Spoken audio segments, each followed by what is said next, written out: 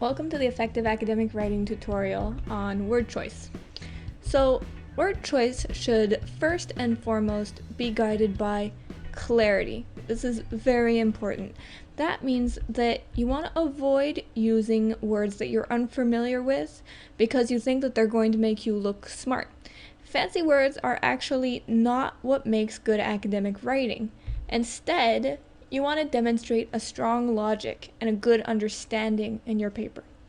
So I've seen students use long academic sounding words or jargon at the wrong time or in the wrong way, and it defeats its own purpose because as a reader, instead of being impressed, I'm instantly biased against that student's understanding.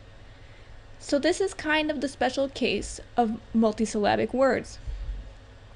Used appropriately, they improve the quality of your paper, partly because they help to make you more clear and more concise. The real advantage of an extensive vocabulary is to be able to communicate better.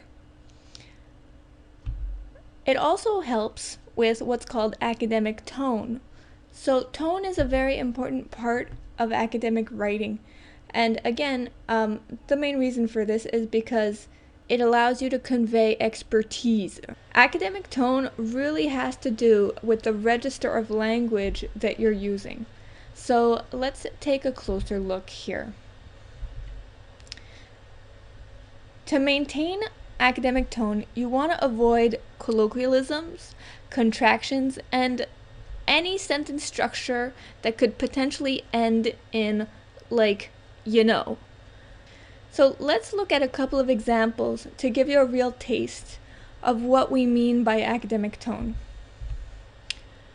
We rounded up all the participants. Bang, this is a colloquialism. Instead, you want to consider saying something like, we recruited 100 participants, being specific and using the proper language. Let's look at the next example. And we didn't break any rules. Again, contraction, bad. You can really take the time to explain what you have to say. All procedures were in compliance with ethical guidelines. Finally, and then we just ran the experiment, you know. If you can add you know to the end of a sentence, it's because it's not clear. So take it away. A good alternative would be something like, and we explain the protocol in detail in the next section. The take-home message here, colloquialisms, contractions, you know, out.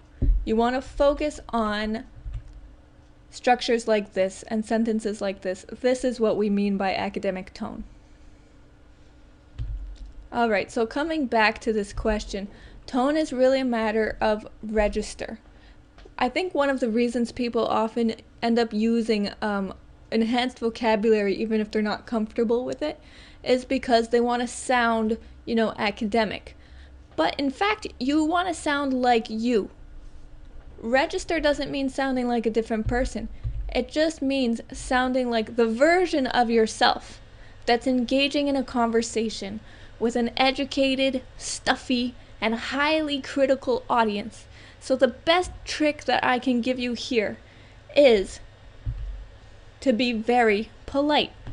Because if you try to convey politeness without using any words such as dear so-and-so or please or thank you, you're forcing yourself into using the appropriate register and tone. So to wrap up, a great paper achieves both clarity and appropriate academic tone. Sometimes it can be hard to do both. If you ever have to choose between them, choose clarity and focus on demonstrating the quality of your logic and understanding.